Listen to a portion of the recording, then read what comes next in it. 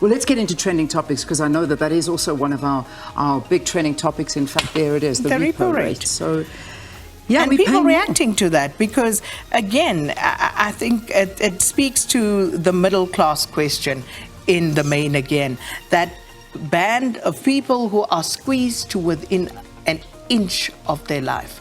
Because if you look at where the credit sits, you know, who are the people paying for bonds, paying for their cars, and whatever else they have to buy on credit. And then you have this, you have all the other increases that are taking place around utilities, and, you know, there's all sorts of things happening. And again, I don't know what's wrong. The middle class is very docile. Yeah. We suffer in silence, but maybe it's got to do with our pride. Yeah. Probably has. I'm not too sure what it is, but this is a real problem, and it's just getting harder and harder and harder out there. So basically, in a nutshell, what this means is that the repo rate has now been pushed to 7.75%, and the prime lending rate, which is basically the rate that you and I get from the banks, is sitting at 11.25%. And all of this is to bring inflation under control. But yeah, it's a very difficult thing. The Reserve Bank They don't move on their mandate. Their mandate is exactly what they've said, to bring inflation under control at all costs. And that's what they do. So it doesn't matter what happens, you know, more broadly. We've fixed that band between 3 and 6%. We are slightly higher than that at the moment. So we'll move everything to bring it back with it, which is not a bad thing. You know, long term, we understand all of that. But can there be a little more understanding of people's actual material conditions as well? Yeah, well, that's kind of, they're doing their job, and that's what their job is. So it's a tough pill to swallow. It really is. All right, so that's repo rate. That's the trend of repo rate. The next one, let's have a look and see what it is. Gold Mafia 2. Have you watched Gold Mafia? I've watched one. I haven't watched 2 yet.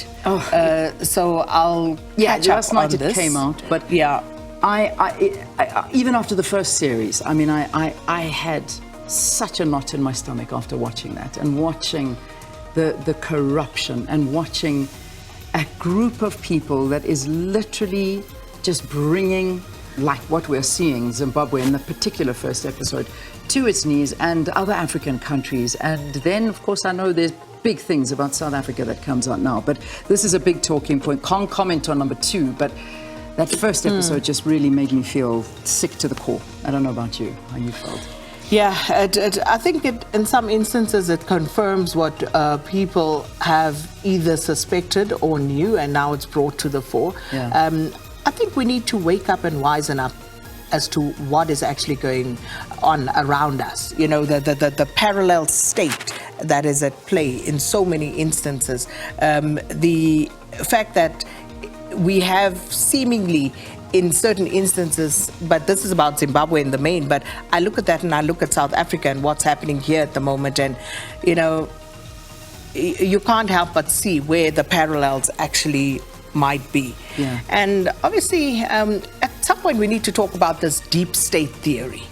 Yeah. Well, I mean, I do believe that this is kind of the start of it.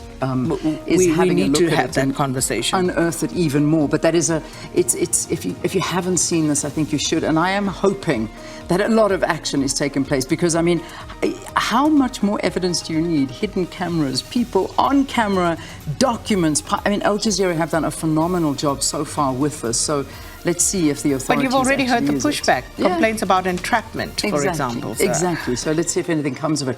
All right, quickly into our last 2 trending topics that we've got there.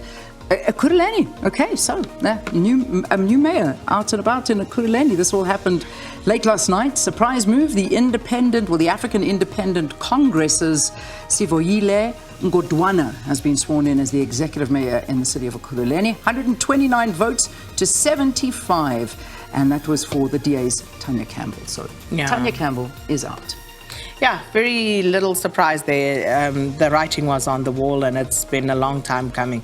And the final one, Trump indictment. And we had that story in the news. Donald Trump's woes continue there. And he, of course, feels that he is being persecuted. And this is simply a political move to stop him from running for office again. Indeed. And then, of course, I mean, we haven't got it there, but Mbeki is a very big trending topic, and that's all after that letter that was released yesterday. And, of course, there was a lot of backlash to it, a lot of talk around it. And then we saw the ANC, Fikile Mbalula, putting out a reaction to it, saying, please do not comment on this from anybody in the NEC, and just, keep quiet. We have invited the former president to come and speak to us directly about some of the issues that he's raised. So, yeah. So as that letter is leaked, do you think that conversation, the details of it will be leaked? Who knows? Who knows? All right, there we go. That's the end of your trending topic.